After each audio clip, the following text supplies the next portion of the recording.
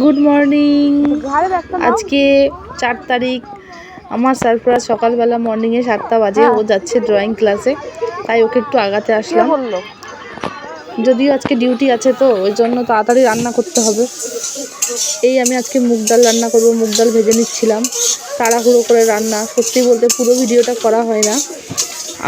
মাছের মাথা দিয়ে মুগ ডাল আর মাছের ডিমের বড়া হবে, এইটুকুই। তাড়াতাড়ি করে রান্না করে আমি ডিউটি চলে গেছিলাম, আর চাই ওই দাঁড়িয়ে দাঁড়িয়েই রান্না করতে করতে খেয়ে নিয়েছিলাম। যাই হোক, এখন দেখো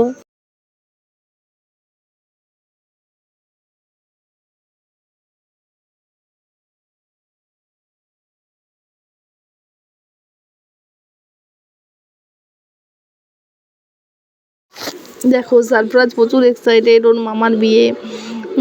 ও প্রচণ্ড যাবে বলে ও তাই তোমাদের সঙ্গে বলছে আমার আজকে পড়ার ছুটি, আমি যেতে চাই, আমি আজকে খেলবো বেড়াবো ওইসব বলছে। ওর সঙ্গে একটু হাসাহাসি আর কি করছিলাম।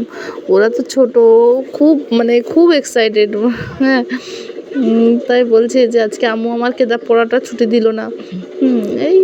এইসব চলছে। সারাদিন যেহেতু ওর সঙ্গে থাকা হয় না, ও একটু দেখো খুব এক্সাইটেড, খুব।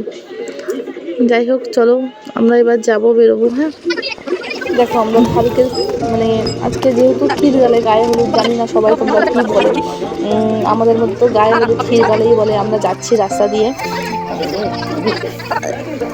ওদের বাড়ি যাব বলে আমরা সবাই যাচ্ছিলাম। ওই সারপ্রাইজ আগে দৌড়ে দৌড়ে পালাচ্ছে। বলছি দাঁড়া খেতে বসে গেছে সবাই, আমরা এক্সাইটেড হয়ে গেছে।